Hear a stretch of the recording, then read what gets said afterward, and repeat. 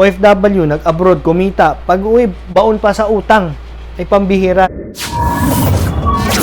OFW ka, kala mo wala ka ng SSS. Mali! Lahat ng yan, pag-uusapan natin ngayon sa Philcam Bayad Center sa ating series na SSS Basics.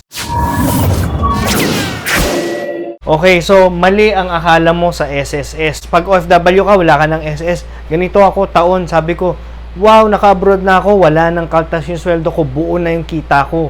Mali, maling-mali.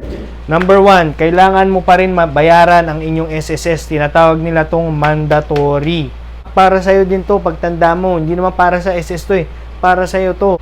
Social Security, para secure ka pagtanda mo. Kaya siya mandatory. Number 2, kailangan mong gawan ng paraan ang iyong pagbayad. Ibig sabihin nito, usual method ka mag-anak, pwede ka rin mag-GCash, or pwede ka sa mga agency tulad namin na Philcam na direktang nag-i-issue ng resibo sa SS. Ka ng Philippine employer. Bakit? Kasi abroad na employer mo eh. Ngayon na OFW ka na, wala ka ng kahati. Bakit ka tutulungan ng employer mo sa abroad? Hindi ka naman taga dun. Kung tutulungan ka nila, kung hulugan nila SS mo, ibig sabihin, taga dun ka na rin. Ngayon, ikaw na ang employer at employee. Ito po yung number 1 difference ng OFW. Pag 30,000 and above yung sweldo mo sa abroad, hinuhulog mo sa SS ay dapat 5 to 50 or yung maximum. Kung empleyado ka pa sa Pilipinas, di ba, hatiin yan, yung employer, 2,500 or 2,600, tapos ikaw kakatasan ka ng 2,600. Di ba po? Usually, ganun yun eh. Ngayon, OFW ka na, sagot mo na lahat. Wala ka ng employer eh. It makes sense. 5 to 50, sa iyo na lahat to.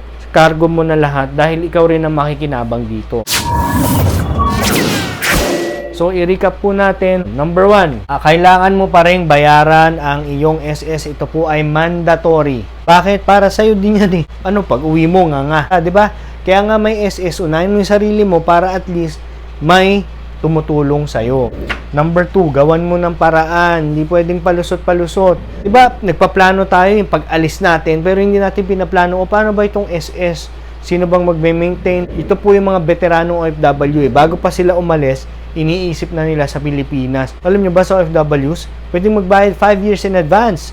2026 hanggang 2031, pwede nyo bayaran. Ginawa po ito para sa mga seaman. Kasi alam nila, hirap. Yun ang pinakahirap magbayad. Nasa dagat ka eh. So, bago kayo umalis, lalo na yung mga OFW hindi pa nakakalis, isipin nyo na kagad kung paano nyo matutuloy ang inyong SS. Doon ka mag-anak, 50-50 yan. Yung iba, okay maghulog para sa inyo. Pero yung iba, hassle sa kanila. Magde-day off. Mawawalan ng sweldo sa trabaho, mamamasahe sa traffic, pakakainin pa, tapos pipila pagdating sa SS. Yun po ang advantage namin sa Philcam. Message lang kayo, bibigyan namin kayong Google Form, check natin yung kung anong kailangan nyo, tapos saka kami magpapatransfer. Pwede sa GCash namin or pwede sa mga accounts namin abroad. Kapag na-transfer na po yung amount, tapos may service fee po kami, process namin yung information nyo, issue po kagad kami ng official receipt from SS. Pati Pag-ibig at PhilHealth, authorized po tayo dyan dahil kami po ay under ng bentaha. Kung wala ka ng kahati, ngayon OFW ka na, sagot mo na lahat, no? Wala ka ng Philippine employer dahil foreigner na yung employer mo or baka may negosyo ka abroad. At ikaw na ang employer at employee. Kung dati, hati sa 5 to 50, 2,600 yung isa, 2,600 yung isa, ngayon ikaw na lahat. So sana po nakatulong kami ngayon sa episode ng Mali ang Akala Mo sa iyong SS. Once again, Ryan Gutierrez po ng Philcam Bayad Center. Maraming salamat. Pa-like and share naman para makatulong tayo sa iba at para tulungan nyo rin kami. Okay? Sana nakatulong kami at tulungan nyo rin kami. Maraming salamat. Peace out. Until the next video. Okay? So message lang sa Philcam. Through online, pwede namin kayong tulungan. Kompleto ang detalye namin, hindi katulad ng sa GCash, information lang na nagbayad. Sa amin talaga, yung pangalan nyo nandun, kung anong nilagay nyo, yung birthday. Pag may problema, kaming natatakbuhan, pero 99% walang problema.